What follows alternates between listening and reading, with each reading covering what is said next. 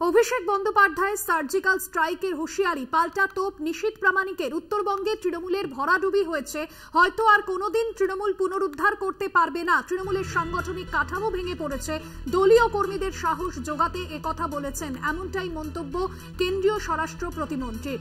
অভিষেকের সার্জিক্যাল হুঁশিয়ারি, পাল্টা তোপ নিশীথ প্রামাণিকের। উত্তরবঙ্গে তৃণমূলের সাংগঠনিক কাঠামো ভেঙে পড়েছে, কোনোদিন তৃণমূল সেখানে পুনরুদ্ধার করতে পারবে না। উত্তরবঙ্গে 3 কেন্দ্রে প্রথম দফায় নির্বাচন সম্পন্ন হয়েছে।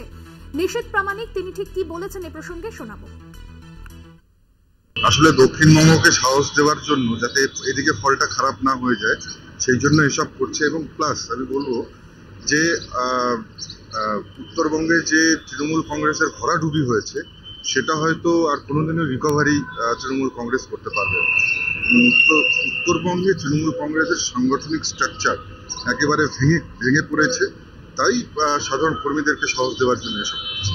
আসলে দক্ষিণবঙ্গকে দলীয় কর্মীদের সাহস জোগাতে একথা বলেছেন অভিষেক বন্দ্যোপাধ্যায়, এমনটাই মন্তব্য করেছেন নিশীথ প্রামাণিক। এবং যে বিষয় আমরা দেখেছি, উত্তরবঙ্গে কিন্তু বারবার তৃণমূল কংগ্রেসের নজরে ছিল এবং বারবার প্রচার কর্মসূচিতে উত্তরবঙ্গকে জোর দেওয়া হয়েছে আলাদাভাবে, কারণ 2019-এর লোকসভা নির্বাচনে উত্তরবঙ্গে সেভাবে কিন্তু ভালো ফল করতে পারেনি। গতকাল ইটাহারে জনসভা থেকে অভিষেক বন্দ্যোপাধ্যায় ঠিক কি বলেছিলেন আপনাদের শোনাব। কুচবিহার, জলপাইগুড়ি, আলিপুরদুয়ার মহিলাদের ঢল নেমেছে রাস্তায়। মায়েরা রাস্তায় নেমে রুখে দাঁড়িয়েছে, লক্ষ্মীর ভান্ডারকে সামনে রেখে বিজেপির বিরুদ্ধে প্রতিরোধের রাস্তা গড়ে তুলেছে। গতকাল 3টে লোকসভা নির্বাচনে ভোট হয়েছে, বিজেপি ভোকাটটা 3-0 হতে চলেছে তৃণমূলের পক্ষে। আমি আপনাদের বলছি, মোদিজি 2019 সালে বলেছিল না সার্জিক্যাল স্ট্রাইক, কালকে বাংলা বিরোধীদের বিরুদ্ধে, বাংলা বিরোধীদের ঘরে ঢুকে কুচবিহারের মানুষ আর জলপাইগুড়ির মানুষ আর আলিপুরদুয়ারের মানুষ সার্জিক্যাল স্ট্রাইক চালিয়েছে। আগামী 26 তারিখ ইটাহার আর বালুরঘাট সার্জিক্যাল স্ট্রাইক করবে তো? করবেন তো? আপনাদের শোনালাম অভিষেক বন্দ্যোপাধ্যায় গতকাল ইটাহারে রোড শো করার পর জনসভা থেকে ঠিক কি বলেছেন। তৃণমূলের পক্ষে 3-0 হবে এবং বিজেপি ভোকাট্টা।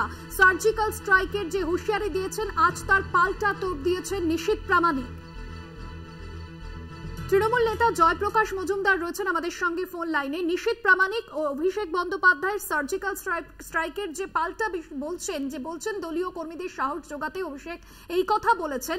দলীয় যে কাঠামো, সাংগঠনিক যে কাঠামো, তা উত্তরবঙ্গে একেবারেই ভেঙে পড়েছে। কিভাবে দেখছেন এই মন্তব্যকে আপনি? নিশীথ প্রামাণিক, যিনি ভোটের দিন শুধু এক জায়গাতেই বসেছিলেন এবং পরাজয়ের আশঙ্কায় এলোমেলো কথা বলছিলেন, সেই নিশীথ প্রামাণিক।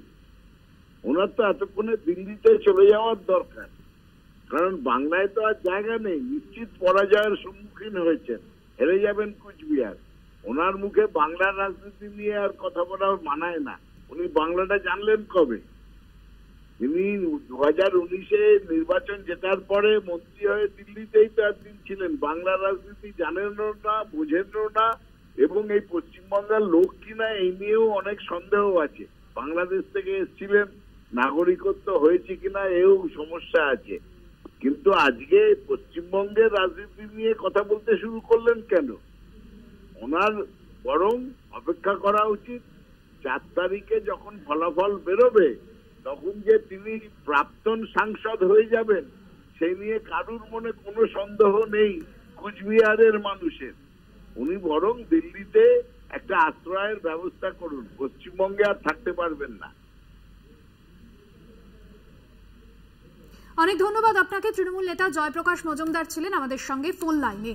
অভিষেক বন্দ্যোপাধ্যায়ের সার্জিক্যাল স্ট্রাইকের পাল্টা তোপ দিয়েছেন আজ কেন্দ্রীয় স্বরাষ্ট্র প্রতিমন্ত্রী নিশীথ প্রামাণিক, এবং যে মন্তব্য তিনি করেছেন, উত্তরবঙ্গে তৃণমূলের সাংগঠনিক কাঠামো ভেঙে পড়েছে, শুধুমাত্র তৃণমূল কর্মী সমর্থকদের মনোবল জোগাতেই একথা বলছেন অভিষেক, এমনটাই মন্তব্য করেছেন নিশীথ প্রামাণিক। উত্তরবঙ্গে তৃণমূলের ভরাডুবি হয়েছে, দলীয় কর্মীদের সাহস জোগাতেই একথা বলেছেন অভিষেক বন্দ্যোপাধ্যায়।